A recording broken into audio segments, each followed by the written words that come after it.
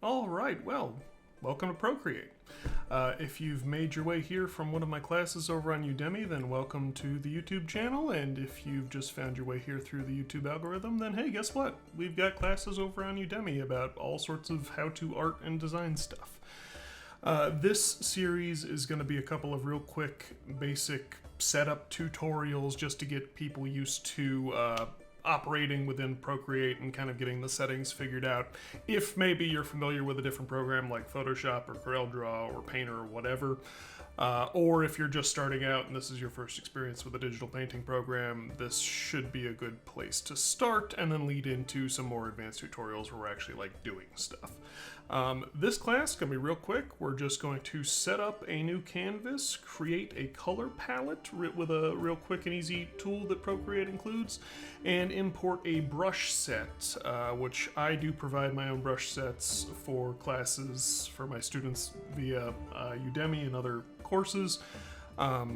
They're optional, you can use them or not, but also Procreate has a great third-party market for buying all kinds of different brush sets to emulate different styles or media, so that may be something you're interested in. So first things first, when you open Procreate, you will have this gallery view that just shows either all of, in this case, all of my outstanding work that is currently, saved on my device, or outstanding work, and by that I mean currently active work, not that I'm outstanding.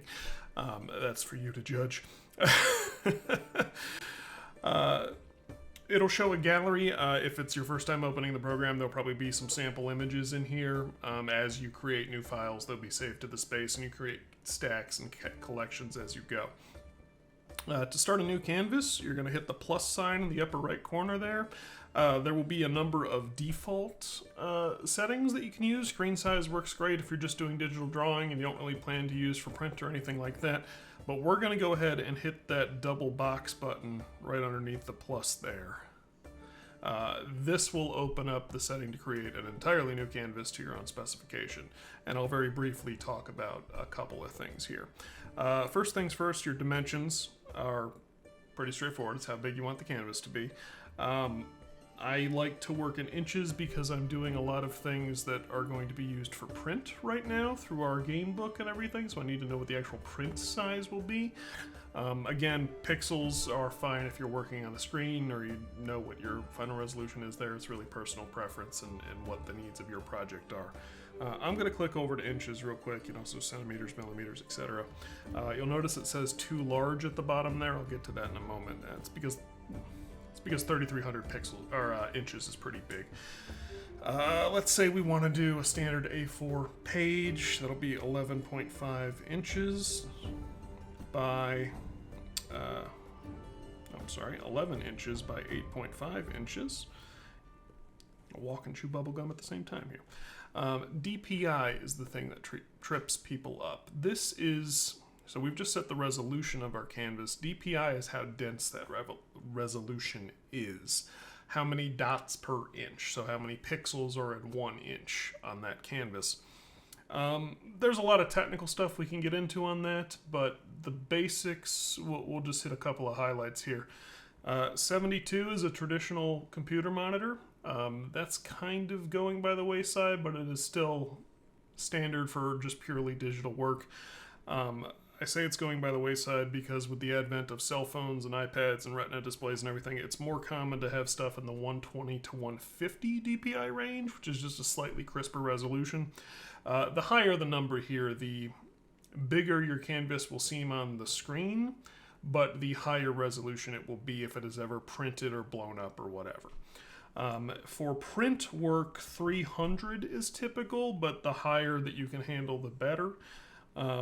300, it will get you, a poster printed or whatever at the size that you give it. But I like to do, it's called super sampling.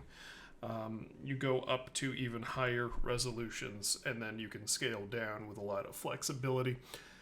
The rule of thumb is that you can always make a picture smaller and retain your quality, usually, with some caveats, but usually.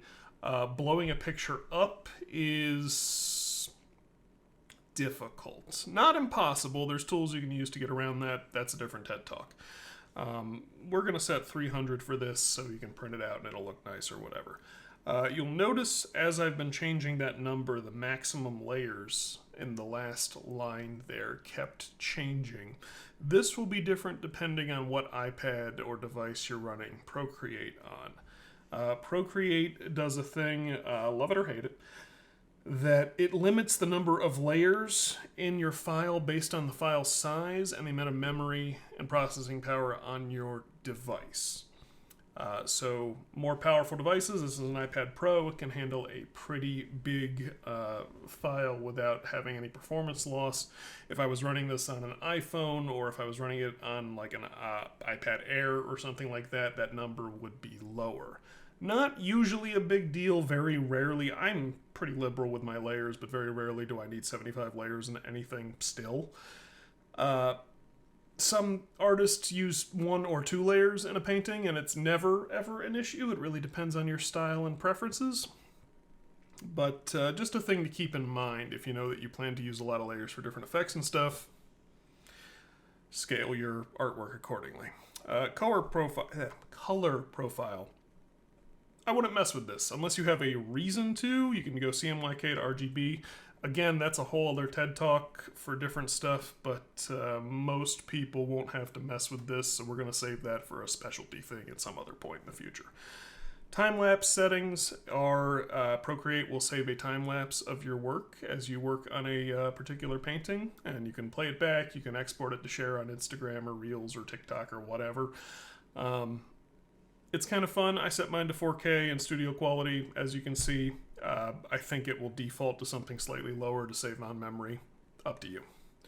And then canvas properties, you can go ahead and set what background color you want the canvas to start in. White is obviously the default. I like to do with like a neutral gray. And you can set whether or not the background layer is turned on by default. We're going to save this as test canvas. And we're going to hit create. And that will create our canvas. As I said, I like to set a background layer to be a slightly neutral or gray just because the white hurts my eyes. I'm getting old. Alright, we've created a canvas. Fantastic. Step 2, we're going to create a color palette. And I have a lot of these. You'll see up in the top right corner if I hit that dot there. This will bring up a bunch of different color selection modes that you can flip through. I like the classic one because I'm used to it and I'm an old fuddy-duddy, but I think the default is the disc here.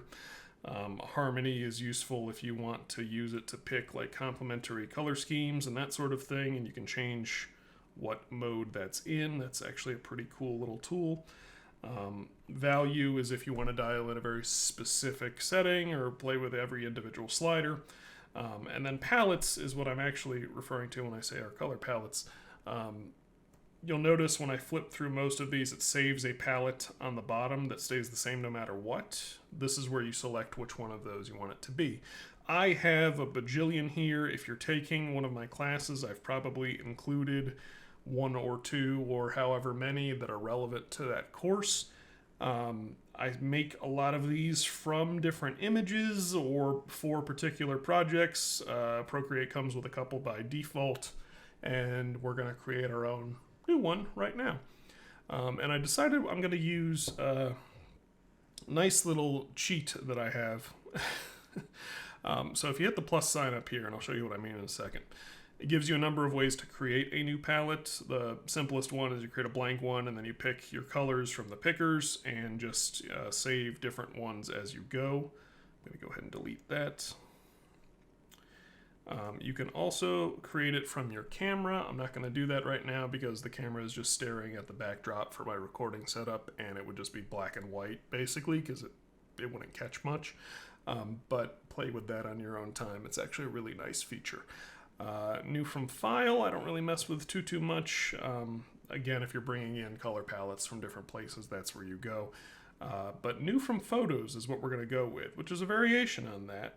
So that'll bring up my gallery. You can see I've got a lot of stuff in here. I've been playing with AI art this week and seeing if it's useful for our projects. It's giving me an existential crisis, but again, that's a different conversation.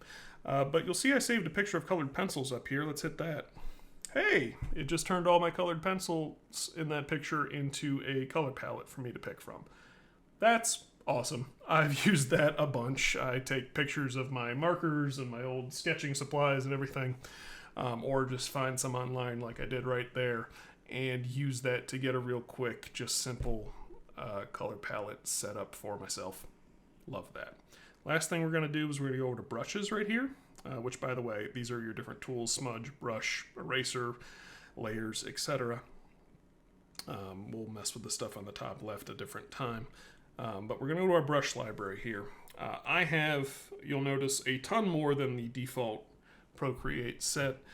Some of these I've made myself, some of them I've bought to varying degrees of satisfaction. A few of these are highly recommended. The Jing set is fantastic. The Timmy Texture set is fantastic. Some of these ones up here are super useful, but a little more niche. I haven't really played with the ballpoints yet. Those are brand new. But I'll show you how to import some if you acquire brushes from myself or others. So go up to the top. You can hit the plus right. This is a little bit confusing. The plus on the left that's blue right now, that will create a new collection, but it won't actually import new brushes there. That's just if I want to, because I can duplicate all of these. You can drag them around. So you can make your own custom brush set based just on the brushes you already have, if you have some preferred ones. But then what we're actually going to do is go up to the top. Oh, somehow selected two there. The plus on the top right of that palette, right there, that will duplicate the brush that you previously had highlighted if you want to mess with settings and everything. That's its own lecture. But if we go to import on the top right, find the directory on your device where you've saved a brush set that you've acquired, and then just hit the Procreate file. Boink. You got to make the noise. That's important. And it will pull up a new brush set there. That is a new brush set. You can see I've got ballpoint pens twice because that was the last one I acquired. I'm excited about those because I used to sketch almost exclusively with ballpoints. And I'm eager to see if the brush set that I acquired from, I think it's Brush Volt or something, holds up. That's our quick introductory lesson. We went ahead and set up a new canvas. We talked about all the settings there. We created a new color palette, and we imported a new brush set beyond default Procreate brushes. If you want to learn more, follow this series, follow this channel. We are working on an ongoing gaming project where we use a ton of Procreate and we make tutorials based on the work we're doing. This lesson, as I mentioned earlier, is also kind of a lead-in to a number of specific art and design classes that I'm making for Udemy right now. And if you want to check those out, there will be a link down below once they're live, or just a link to my profile on the site because I have some other traditional media classes on there as well too. Thanks for joining. On to the next one.